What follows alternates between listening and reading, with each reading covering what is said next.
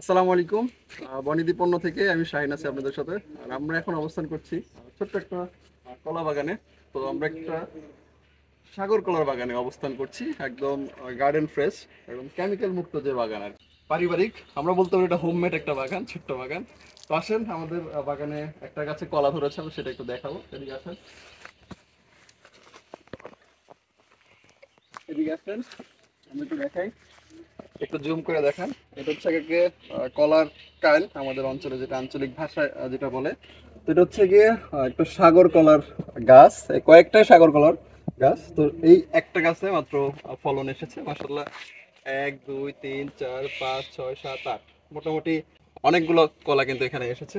তো যেহেতু কলা মোটামুটি হয়ে গেছে, এই কলাগুলো পরিপক্ক হতে বেশ কিছু সময় লাগবে, কিন্তু তার আগে এদিকে আসেন। এই যে কলার মোছা যেটাকে বলা হয়, আমি একটু দেখাই।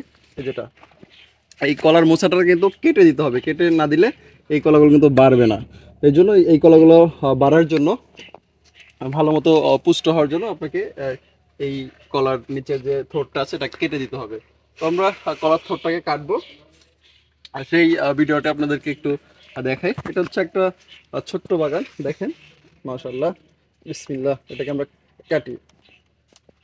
আহ, একদম তরতাজা, দেখতে পাচ্ছেন কষ ঝরছে।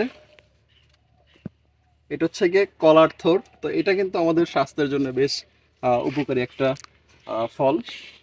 এটা কিন্তু রান্না করে খাওয়া যায়, ভাজি করে খাওয়া যায়, আমাদের স্বাস্থ্যের জন্য কিন্তু বেশ ভালো। এই কলার মোছা আপনারা অবশ্যই যদি সম্ভব হয় কিনে খাবেন। দেখতে পাচ্ছেন কষ ঝরছে। তো এরকম আরো ইন্টারেস্টিং ভিডিও পেতে আমাদের পেজটি ফলো, লাইক দিয়ে এবং সাবস্ক্রাইব করে আমাদের সাথে থাকুন। তো সকলে ভালো খান, সুস্থ থাকুন, বড় জীবনের সাথে থাকুন। আল্লাহ হাফেজ।